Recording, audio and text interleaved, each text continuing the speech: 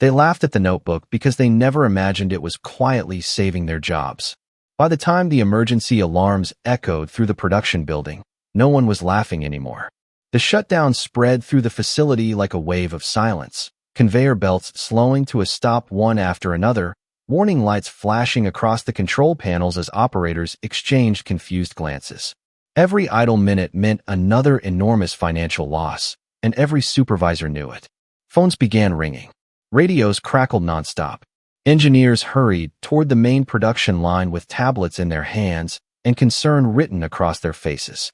Nobody understood why a system that had passed every scheduled inspection only days before had suddenly failed.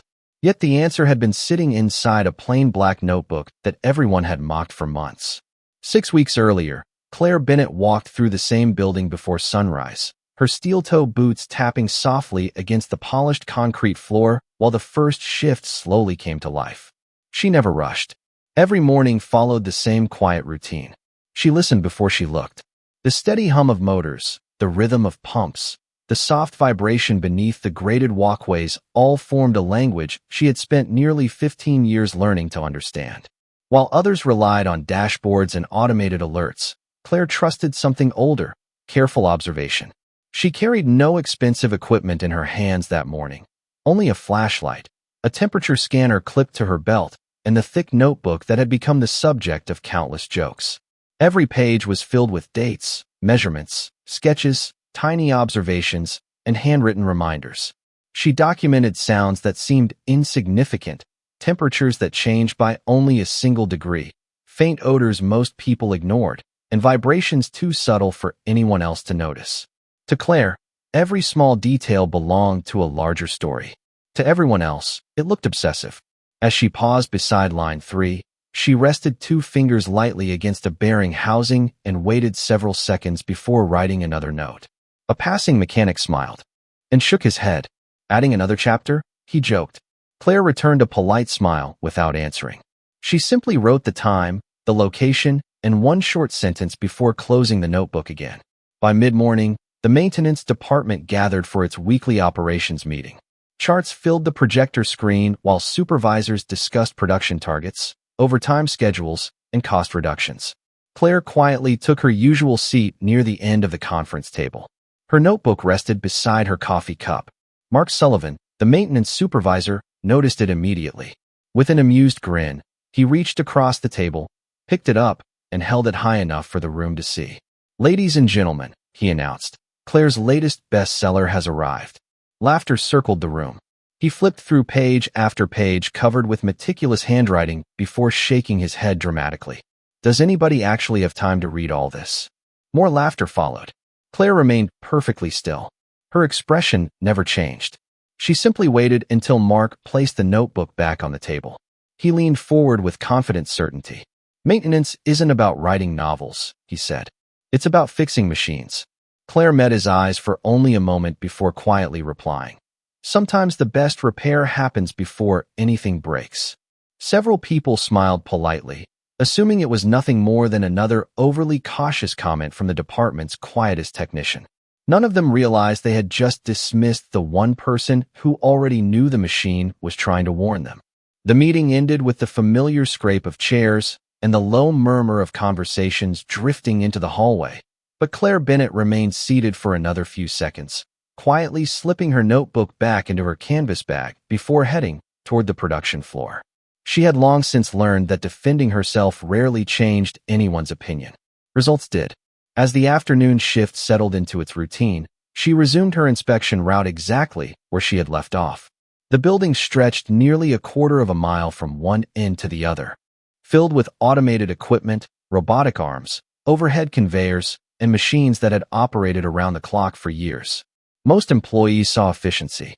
Claire saw thousands of tiny systems depending on one another in perfect balance. She stopped beside the same drive assembly she had inspected earlier that morning and listened again.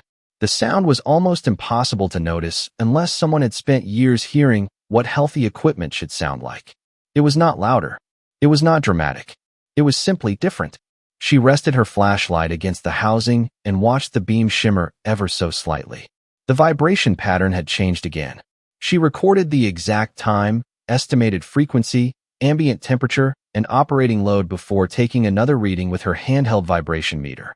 The numbers remained well below the company's maintenance threshold, yet they had risen steadily every week for nearly 2 months. That pattern mattered more to Claire than any single measurement. Later that afternoon, she organized her observations into a formal maintenance recommendation and attached trend charts comparing every inspection from the previous 8 weeks. Rather than asking for an immediate shutdown, she suggested scheduling a 4-hour preventive replacement during the upcoming weekend maintenance window. It would avoid interrupting production while eliminating what she believed was an emerging reliability issue. She submitted the report through the maintenance system and quietly returned to work. Less than an hour later, Mark Sullivan opened the recommendation during the daily planning review. He barely reached the second page before leaning back in his chair with a tired sigh. "Another prediction," he muttered. One planner glanced over his shoulder. "Anything serious?" Mark shook his head. "Not according to the numbers. Everything is still inside tolerance." He clicked the status from recommended to deferred. "We are not shutting down a profitable production line because someone has a feeling." The request disappeared into the growing list of postponed maintenance tasks. No one informed Claire that afternoon. She discovered the decision herself when she checked the system before leaving for the day. She stared at the screen for only a moment before quietly closing the application. There was no frustration on her face, only concern. Walking toward the employee parking lot beneath the fading evening light, she paused long enough to look back through the factory windows. Machines continued moving with flawless precision, and anyone watching from outside would have believed everything was operating perfectly. Claire knew better. Some failures announced themselves with alarms. Others whispered for weeks before anyone chose to listen. The next morning, she arrived 30 minutes early and resumed documenting every subtle change with the same patience she had shown for years. Each page of her notebook grew heavier with evidence, while the confidence of everyone around her remained unchanged. The countdown had already begun, even though only one person in the entire building could hear it. 5 days passed, and Claire Bennett continued following the same route with the same quiet discipline that had earned her more smiles than respect. Every morning before the first production meeting, she walked the length of the facility while most employees were still pouring coffee or checking overnight reports. She paused at the same machine each day, never because it appeared ready to fail, but because it continued telling the same quiet story. The vibration had increased by another fraction. The operating temperature climbed only 1 degree higher than the previous week. A faint metallic tone appeared for less than 2 seconds during each startup cycle before disappearing completely. None of those changes exceeded the manufacturer's recommended limits. Any individual measurement could easily be dismissed as normal variation. Claire understood that machines rarely failed because of one dramatic warning. They failed because dozens of ordinary warnings slowly formed a pattern that nobody bothered to connect. She opened her notebook and carefully added another page beside the growing collection of observations. Instead of writing emotional conclusions, she documented facts. Time, load percentage, ambient, temperature, bearing temperature, vibration trend, operating hours. She even drew a small sketch showing the direction of the slight movement she felt through the housing. Later that afternoon, she compared the newest readings with maintenance records from nearly 3 years earlier. Hidden inside archived inspection reports, she discovered almost the exact same progression. The difference was that the previous bearing had been replaced just before reaching this stage because another technician had accidentally noticed excessive heat during an unrelated repair. This time there would be no accident to expose the problem early. Claire assembled another report, adding historical comparisons and recommending that the replacement be moved from the weekend schedule to the following evening. She estimated that the preventive work would require fewer than 4 hours and could be completed after normal production ended. Before submitting it, she reviewed every number one final time. She knew recommendations carried weight only when every detail could withstand scrutiny.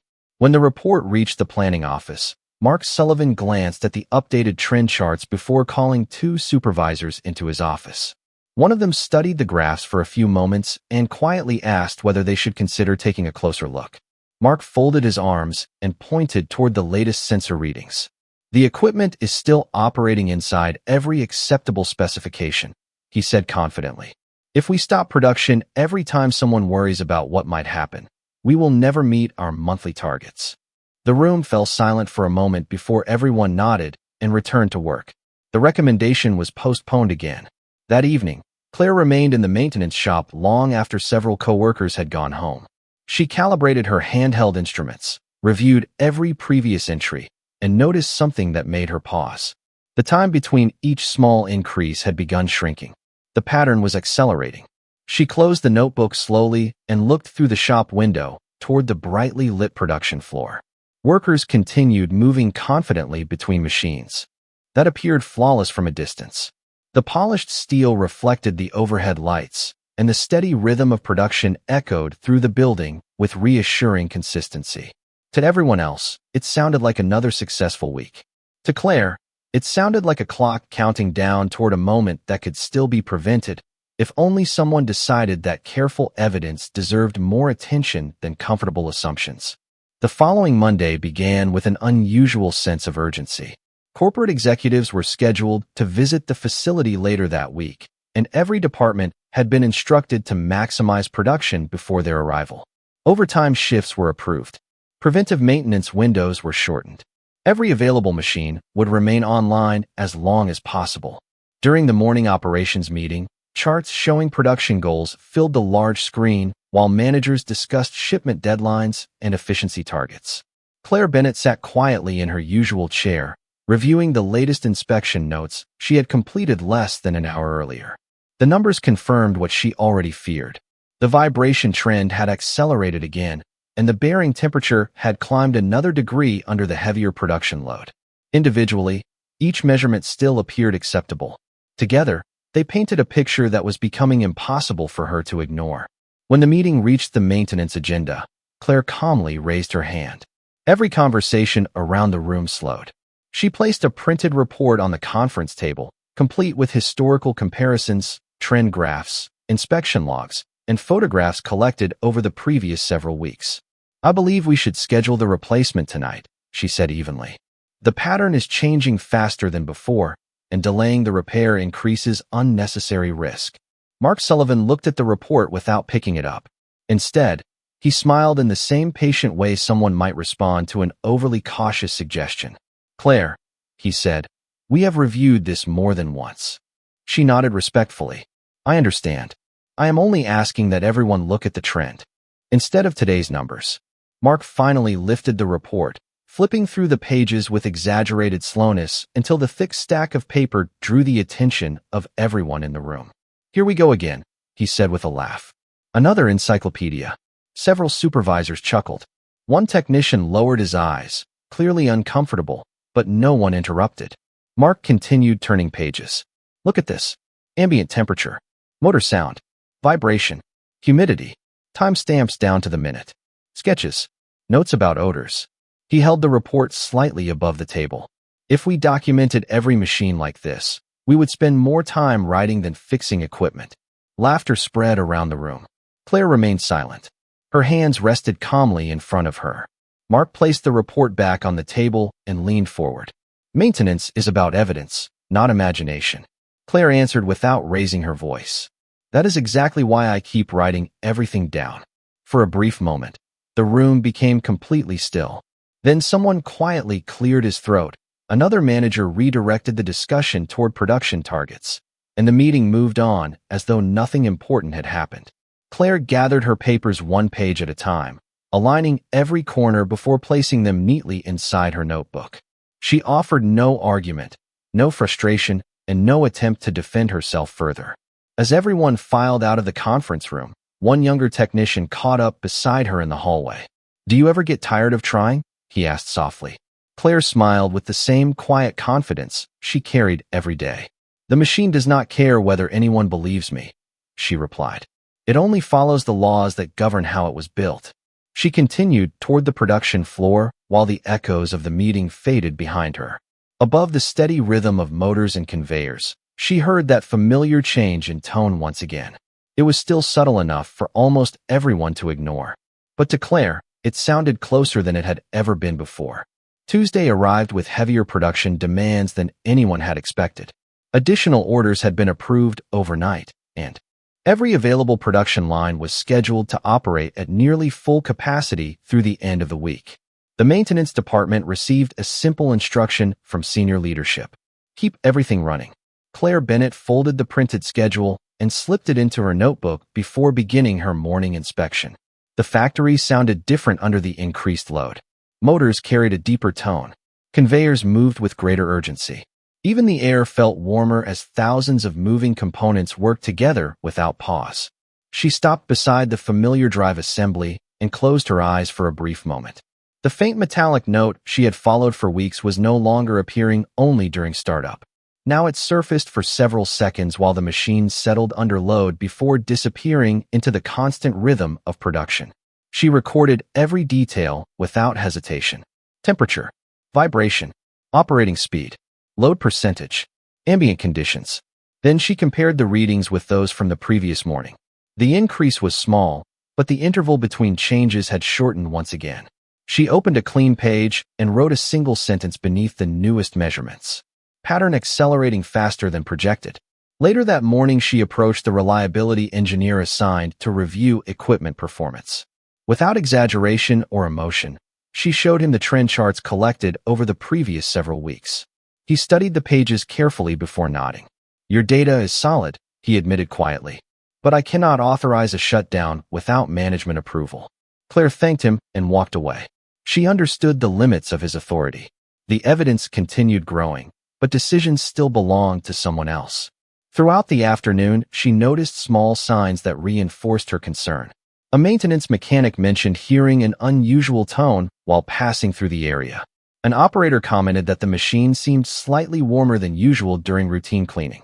Neither observation was serious enough to trigger an official report, and both were quickly forgotten as production continued. Claire wrote them down anyway, adding the names, times, and circumstances beside her own measurements. Every observation strengthened the larger picture. Near the end of the shift, Mark Sullivan passed through the maintenance shop carrying a stack of production reports. Seeing Claire updating her notebook once again, he smiled with familiar confidence. Still collecting bedtime reading? He asked. Claire looked up calmly. I am collecting evidence. Mark laughed softly. Evidence of what?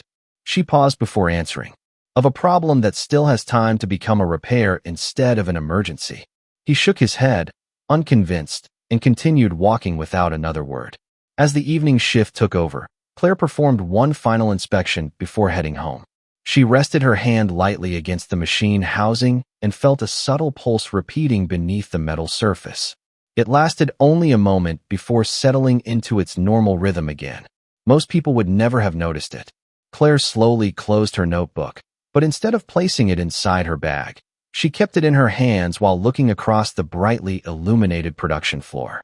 Every machine continued operating. Every production target remained on schedule. Everything appeared successful.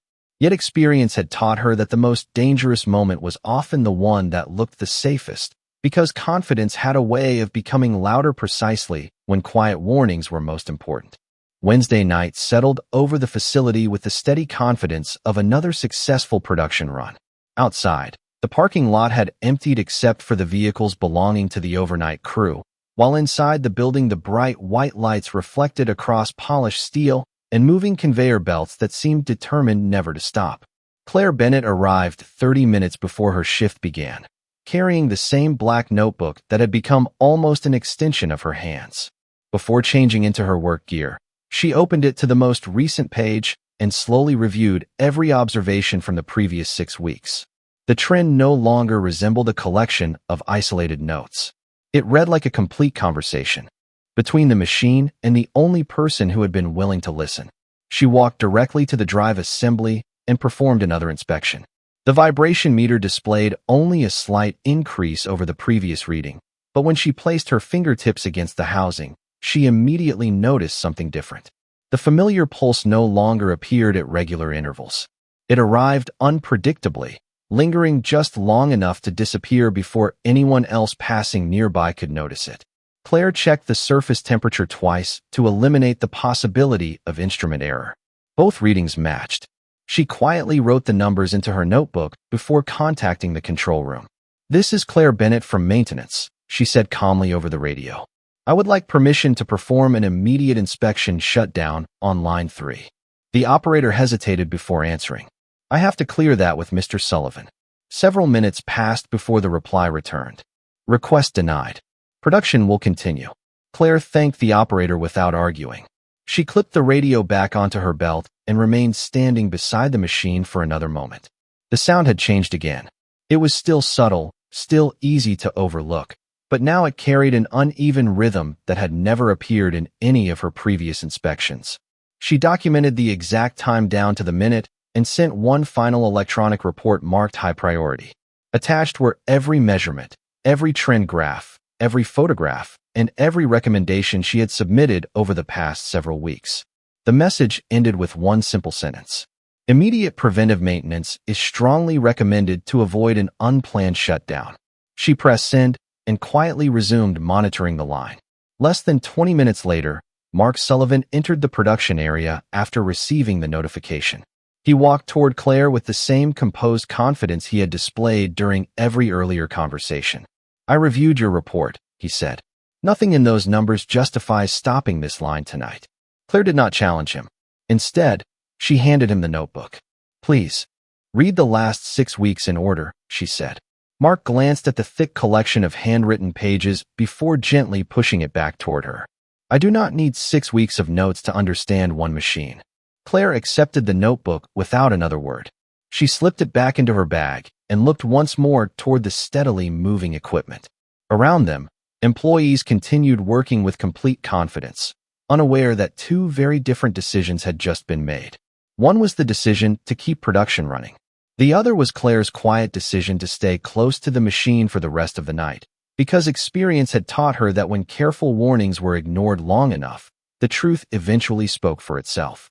Just after 1:15 in the morning, the steady rhythm that had filled the building all night suddenly changed. It was not a loud crash or a dramatic explosion. Instead, one sharp mechanical tone echoed across the production floor, followed almost immediately by the automated protection system doing exactly what it had been designed to do. Warning lights flashed across the control panels as the affected production line shut itself down in sequence. Conveyor belts slowed to a controlled stop. Robotic arms froze safely in place. Within seconds, operators began reporting the unexpected shutdown over their radios while supervisors hurried toward the equipment, trying to understand what had interrupted one of the facility's busiest production weeks. Claire Bennett was already walking toward the drive assembly before anyone called maintenance. She had never left the area. Her notebook remained tucked beneath one arm as she calmly observed the silent machine that only moments earlier had been carrying the full production load. She did not look surprised. She simply looked concerned that the preventive repair she had requested several times could no longer happen on anyone's schedule except the machine's own. Mark Sullivan arrived moments later, breathing harder than usual after crossing the length of the building. His confident expression disappeared the instant he saw the line standing completely still. Production managers gathered around the control station while technicians began reviewing alarms and diagnostic screens. Initial reports showed that the drive assembly had automatically shut the system down after detecting operating conditions outside safe limits. The protection system had done exactly what it was built to do. It had prevented a much more serious equipment failure by stopping the line before additional damage could occur. Even so, every minute the equipment remained idle meant delayed shipments, missed production targets, and mounting costs. The room that had once echoed with laughter now echoed only with quiet conversations and the sound of keyboards as engineers searched for answers. One reliability engineer knelt beside the assembly and slowly examined the bearing housing. After several careful measurements, he looked up toward the supervisors. This did not happen suddenly, he said. The indicators have been developing for quite some time. His words settled heavily over the group. Nobody responded. Another engineer accessed the maintenance history and searched for previous recommendations connected to the equipment. Several electronic reports immediately appeared on the screen, each carrying the same author, Claire Bennett. The earliest recommendation had been submitted weeks before. Every report included vibration trends, temperature changes, operating conditions, historical comparisons, photographs, and recommendations for a short preventive replacement during scheduled maintenance. The newest report had been submitted less than an hour before the shutdown. One engineer quietly turned toward Mark. "Did we review these?" he asked. Mark answered without meeting anyone's eyes. "Yes." Another uncomfortable silence followed. Claire stood a few feet away without speaking. She showed no satisfaction, no anger, and no desire to prove anyone wrong. Her attention remained fixed on the machine itself, as though she were already thinking about how to return it safely to service. Then the lead investigator noticed the black notebook resting beneath her arm. "Claire," he said gently, "does that contain your inspection notes?" She nodded once and handed it to him without hesitation. As he opened the first page and began reading the earliest entries in chronological order, the entire group slowly gathered around him. For the first time since the shutdown began, every person in the room wanted to read every single word. The lead investigator turned the pages slowly, and with each page the atmosphere inside the maintenance office grew quieter. Every handwritten entry carried the same careful structure: date, time, equipment load, temperature, vibration trend, ambient conditions. Short observations with no exaggeration and no dramatic predictions. There were no emotional comments, no accusations, and no attempts to convince anyone through opinion. There were only facts collected patiently over weeks of disciplined observation. One engineer leaned closer to compare the notebook with the electronic maintenance history displayed on the monitor. Every recommendation submitted through the company's system matched the handwritten notes perfectly. The dates aligned. The measurements aligned. Even the estimated progression followed almost the exact timeline that had unfolded inside the facility. Another engineer quietly placed the maintenance trend graph beside Claire's notebook. The lines mirrored each other almost perfectly. She documented the change before the sensors considered it significant, he said almost to himself. Nobody answered. Several supervisors who had once smiled during the meetings now stood silently around the table. Mark Sullivan remained near the back of the room, watching the pages turn one after another. Each new page seemed to erase another confident assumption he had made over the previous several weeks. One entry caught everyone's attention. Written nearly a month earlier, it read, "Current readings remain inside operating limits. Trend suggests increasing risk if production load continues without scheduled replacement." The investigator compared the date with production records. It had been written before the first overtime schedule was even announced. Claire had recognized the pattern long before the workload increased. Another page recorded the subtle change in vibration frequency. The following week documented the slight increase in bearing temperature. A later entry noted the shortened interval between changes. Nothing had been guessed. Everything had been measured. The investigator finally closed the notebook and looked directly at Claire. "You were not reacting to one problem," he said quietly. "You were watching an entire sequence develop." Claire gave a small nod. "Machines usually tell their story one page at a time," she replied. "Most people only notice the last page." The room fell completely silent. No one laughed. No one reached for another explanation. The evidence had spoken more clearly than any argument ever could. A senior operations manager, who had arrived only minutes after the shutdown, reviewed the findings himself before turning toward Mark. His voice remained calm, but every word carried weight. "How many opportunities did we have to schedule this repair?" Mark lowered his eyes before answering honestly. "Several." The manager glanced once more at the notebook resting on the table. "Then the shutdown was not caused by a lack of warning," he said. "It was caused by our decision not to recognize one." Claire remained exactly where she had been standing since the investigation began. She did not interrupt. She did not seek recognition. While everyone else reflected on the mistake, she quietly opened her tool bag and began preparing the equipment needed for the repair. One young technician noticed her working and asked, almost in disbelief, "After everything that happened, you are still thinking about fixing the machine?" Claire smiled gently without looking up. "The machine was never the one refusing to listen," she answered. At that moment, respect entered the room without anyone announcing it. And for the first time since Claire Bennett had joined the maintenance team, every eye followed her not because she was different, but because they finally understood exactly who she had been all along. The repair was completed before sunrise, and by mid-morning the production line was operating smoothly once again. Replacement parts had been installed, the system had been tested under increasing loads, and every performance reading returned to normal. The crisis had ended, but the conversation inside the facility had only begun. During the following week's operations meeting, the conference room looked remarkably different from the one Claire Bennett had entered only days before. The same chairs surrounded the same table. The same projection screen displayed production reports and maintenance schedules. Yet the atmosphere had changed completely. Before discussing any new business, the senior operations manager stood and placed Claire's black notebook in the center of the table. No one smiled. No one reached for a joke. Instead, everyone looked at the worn cover with quiet respect. "This notebook represents something we nearly overlooked," he said. "Not because the information was missing, but because we allowed familiarity to become louder than evidence."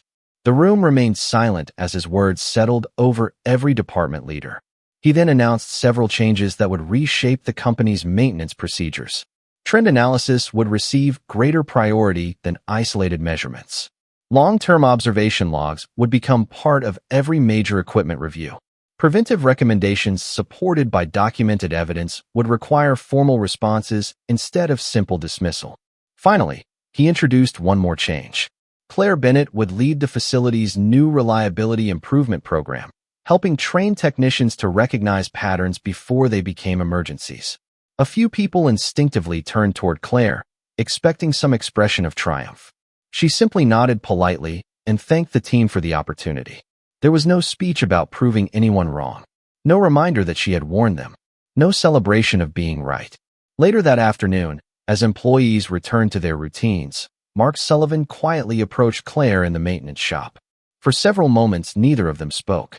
Then he looked at the notebook resting on her workbench and took a slow breath. "I owe you an apology," he said honestly. "I spent weeks laughing at something I never took the time to understand." Claire closed the notebook gently before answering. "We all miss things sometimes," she said. "What matters is whether we learn before the next opportunity arrives." Mark gave a small nod. "I will be reading every report from now on." Claire smiled. "That is all I ever hoped for." Several months passed, and the changes spread throughout the facility. Preventive maintenance became more effective. Unexpected shutdowns became less frequent. Younger technicians began carrying notebooks of their own, recording small details that previously would have been forgotten by the end of a shift. Some even asked Claire to teach them how to hear what experienced technicians noticed before instruments confirmed it. She always gave the same answer: start by paying attention when nothing seems wrong. One quiet morning, long before the first production meeting began, Claire walked the familiar inspection route once again. She paused beside another machine, listened carefully, wrote a few lines in a fresh notebook, and continued down the aisle without expecting anyone to notice. This time, however, one young technician watched her for a moment before opening his own notebook and doing exactly the same. Some lessons are taught with words. The most important ones are written patiently through consistent action. And on that factory floor, everyone finally understood that true expertise does not demand attention. It earns trust one careful observation at a time.